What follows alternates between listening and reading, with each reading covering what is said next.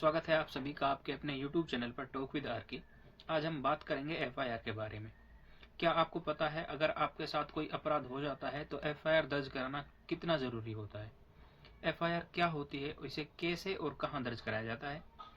अगर आपकी FIR जो पुलिस ऑफिसर्स होते हैं वो दर्ज नहीं करते हैं तो आपके पास क्या कानूनी अधिकार होते हैं जिनके द्वारा आप अपनी FIR दर्ज करवा सकते हैं? तो चलिए वीडियो शुरू करते हैं और जानते हैं इन सभी बातों के बारे में। FIR यानी कि फर्स्ट इन्फॉर्मेशन रिपोर्ट। अब फर्स्ट इन्फॉर्मेशन रिपोर्ट क्या होती है? फर्स्ट इन्फॉर्मेशन रिपोर्ट, मान लीजिए आपके साथ अपराध हुआ, आपने अपराध की सूचना आपने पुलिस स्टेशन के अंदर जो भी वहाँ पे इंचार्ज था उसको जाकर दी। अगर उनको लगा, पुलिस ऑफिसर को ये लगा कि आपके साथ जो अपराध हुआ है वो एक संज्ञेय अपराध है। संज्ञेय अपराध वो होते हैं जो गंभीर नेचर के होते हैं। गंभीर नेचर के मतलब जैसे रेप हो गया, मर्डर हो गया, किडनैपिंग हो गई, डकैती हो गई या कोई गंभीर चोट। तो इस टाइप के अपराध जो होते हैं उनके अंदर FIR दर्ज होती है, मतलब कि संज्ञेय अपराध के अंदर FIR दर्ज होती है। अगर कोई अपराध असंज्ञेय है, असंज्ञेय अपराध वो होते हैं जिनका नेचर जो है जो गंभीर नहीं होते, जो सीरियस क्राइम नहीं होते, जैसे किसी का झगड़ा हो गया या फिर डिफेमेशन हो गई, किसी की मानहानि हो गई। तो इन सभी केसेस के अंदर कंप्लेन होती है। कंप्लेन कहाँ करते हैं? कंप्लेन होती है कोर्ट के अंदर, मजिस्ट्रेट के सामने। मजिस्ट्रेट को आप इन्फॉर्मेशन देंगे। मान लीजिए आप पुलिस स्टेशन गए, पुलिस ने आपकी FIR नहीं काटी असंज्ञेय अपराध के अंदर, क्योंकि वहां पर FIR नहीं होती है। पुलिस को ये पता है कि असंज्ञेय अपराध के अंदर FIR नहीं कटती है, तो वो आपको कोर्ट के लिए अप्रोच करेंगे, आपकी इन्फॉर्मेशन को कोर्ट तक पहुंचाएंगे। जब वो मजिस्ट्रेट से ऑर्डर आ जाता है इन्वेस्टिगेशन का, तब वो कंप्लेन के केस में इन्वेस्टिगेशन करते हैं, क्योंकि वो गंभीर नहीं है। संज्ञेय अपराध जो होते हैं वो गंभीर होते हैं, और गंभीर अपराध के अंदर एक पुलिस की ड्यूटी बनती है, क्योंकि वह एक सोसाइटी के लिए बहुत बड़ा अपराध होता है। तो वह जैसे ही उसको इन्फॉर्मेशन मिले उसके तुरंत बाद वो इन्वेस्टिगेशन चालू कर देती है। तो FIR वो होती है जब आप पुलिस स्टेशन के अंदर जाकर आप अपराध के बारे में इन्फॉर्मेशन देते हैं और पुलिस उसे लिखती है एक डॉक्यूमेंट के अंदर। एक रिटर्न लिखित दस्तावेज होता है जिसे FIR कहा जाता है। अब FIR के अंदर क्या क्या होता है? अपराध की जानकारी, कि अपराध कब हुआ, कैसे हुआ, क्यों हुआ। अगर ये पता है आपको, आप पुलिस ऑफिसर को ये बताएंगे। अपराधी कौन है, जरूरी नहीं है कि FIR के अंदर आपको अपराधी का पता हो। और FIR कोई भी दर्ज करा सकता है, चाहे उस घटना का कोई पीड़ित हो या फिर उस घटना का कोई गवाह हो या उस घटना की किसी के पास जानकारी है। मतलब कोई भी व्यक्ति FIR दर्ज करा सकता है। कानून के अंदर दो प्रावधान है। अगर कोई महिला, अगर कोई वुमेन रेप या फिर सेक्सुअल हरासमेंट की विक्टिम होती है तो उसके लिए कुछ स्पेशल प्रावधान किए गए हैं कि जो रेप या सेक्सुअल हरासमेंट की अगर कोई वुमेन विक्टिम है तो उसकी जो FIR है वो एक वुमेन ऑफिसर ही लिखे। अब एक कंडीशन ये है, अगर जो रेप और सेक्सुअल हरासमेंट की कोई वुमेन विक्टिम है वो मेंटली और फिजिकली डिसेबल है, वो अपाहिज है, कहने का मतलब वो या तो बोल नहीं सकती या चल नहीं सकती।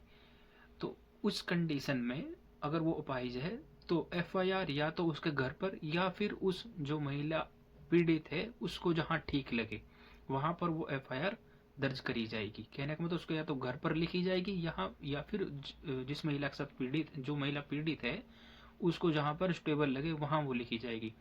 वहां पर एक इंटरप्रेटर होना चाहिए। इंटरप्रेटर मतलब ट्रांसलेटर कह सकते हैं एक सिंपल भाषा में। मान लीजिए अगर वो पीड़ित महिला है जो वो हम कह सकते हैं गूंगी है, उसे बोल नहीं सकती, तो उस कंडीशन में क्या है कि वो इशारों में अपनी सभी चीज़ को बताएगी। तो वहां पर एक ऐसे एक्सपर्ट का होना जरूरी है तो इसके इशारों का मतलब बता सके कि महिला क्या कहना चाह रही है। और वह FIR एक वीडियोग्राफी के अंदर होनी चाहिए। ये कानून के अंदर दो प्रावधान है जो एक स्पेशल सेक्सुअल हरासमेंट और रेप के लिए अगर कोई महिला विक्टिम है उसके लिए बनाए गए हैं।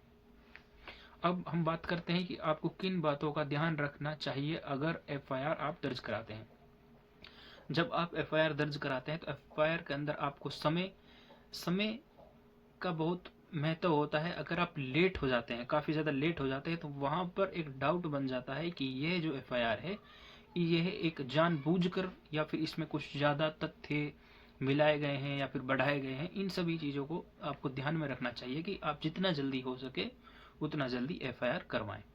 अगर आपके पास कोई रीज़न होता है कि आप इसलिए लेट हो गए तो एक अलग वैल्यू होती है FIR की। अगर आपके पास कोई पुख्ता रीज़न नहीं होता, आपके पास कोई ठोस, कठोर वो नहीं होता, रीजन नहीं होता, वजह नहीं होती, तो एक एफआईआर की जो वैल्यू होती है वो कम हो जाती है। आपको इसलिए समय का बहुत ज़्यादा ध्यान रखना चाहिए। जैसे ही अपराध हो और आपको टाइम मिले उसके बाद आपको एफआईआर दर्ज करानी चाहिए।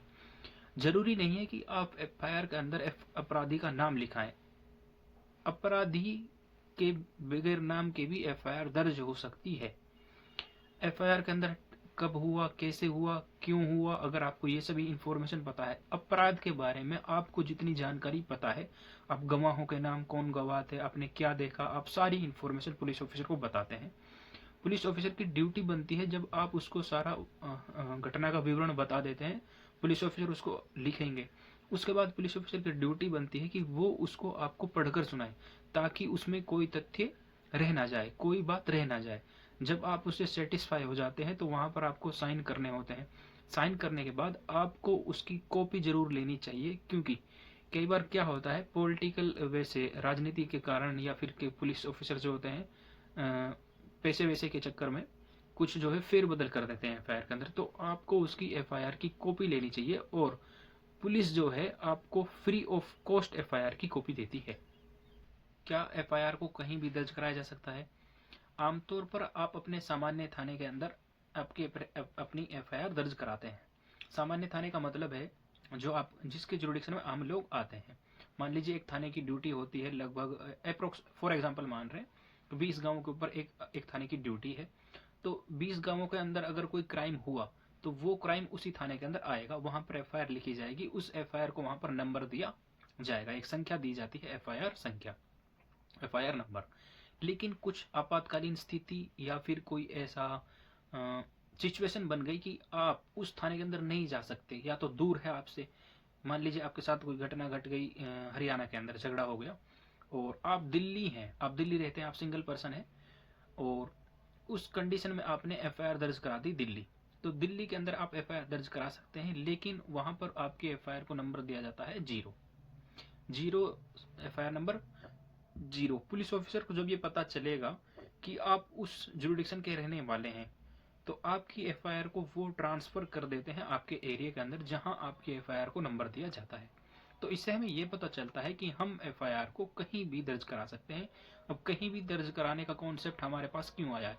क्योंकि एफआईआर को जितना जल्दी दर्ज कराया जाए, और उससे जो है पुलिस जो है इन्वेस्टिगेशन में, जैसे ही उसको इन्फॉर्मेशन मिलती है वो अपनी इन्वेस्टिगेशन चालू कर देती है, ताकि सबूतों के साथ, गवाहों के साथ छेड़खानी नहीं की जा सके। इस वजह से जीरो एफआईआर का कॉन्सेप्ट आया है, ताकि सभी सबूतों को या फिर गवाहों को, जो भी एविडेंसेस हैं, उनके साथ फैब्रिकेशन ना की जा सके।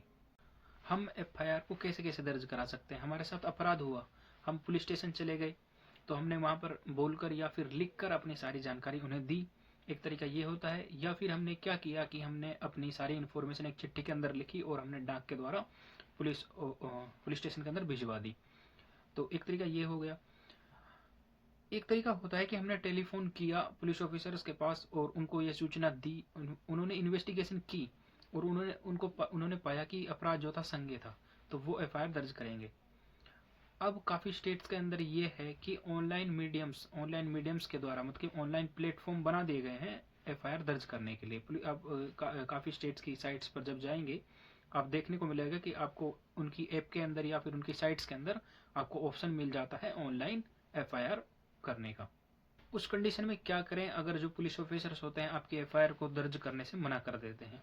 कई बार क्या होता है, जो अपराध होता है वो असंज्ञेय होता है, लेकिन पुलिस ऑफिसर उसके लिए मना ही करेंगे, क्योंकि असंज्ञेय अपराध के अंदर एफआईआर दर्ज नहीं होती है। लेकिन अगर अपराध संज्ञेय था, मतलब गंभीर था, तो वहां पर एक पुलिस ऑफिसर की ड्यूटी बनती है, वो कानून के द्वारा उसकी ड्यूटी होती है कि वो उस काम को करेगा ही करेगा, मतलब वो एफआईआर दर्ज करेगा ही करेगा। अगर उसने फिर भी मना कर दिया कि वो एफआईआर दर्ज नहीं करेगा, तो आप एसपी के पास जा सकते हैं, डीएसपी के पास जा सकते हैं, या फिर मजिस्ट्रेट के पास जा सकते हैं। आपने अपनी इन्फॉर्मेशन जब उनको दी, अगर उनको लगा कि अपराध जो था संज्ञेय था, तो वो आपके पुलिस ऑफिसर जो थे, जहाँ पे आपका जुरिडिक्शन था, वो उनको ऑर्डर भेजेंगे, इन्वेस्टिगेशन के लिए कहेंगे, और आपकी एफआईआर दर्ज होगी ही होगी, क्योंकि एक पुलिस ऑफिसर बाध्य होता है कानून के द्वारा, अगर अपराध संज्ञेय है तो आप उसमें एफआईआर दर्ज करेंगे ही करेंगे। झूठी एफआईआर दर्ज कराना भी एक जुर्म है, आपको 5 साल तक की सजा का प्रावधान है नए कानून के अंदर। तो झूठी एफआईआर करने से बचें।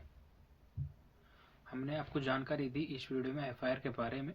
आपको यह जानकारी कैसी लगी आप कमेंट में हमें बता सकते हैं, और आप इस वीडियो को एक दूसरे के साथ शेयर कर सकते हैं, क्योंकि एफआईआर जो है एक बेसिक टॉपिक है और हर किसी का पाला इससे पड़ता है। मतलब हर किसी को इसका सामना करना पड़ता है, या तो किसी के ऊपर झूठे केस किए जाते हैं या फिर आपको केस करने होते हैं।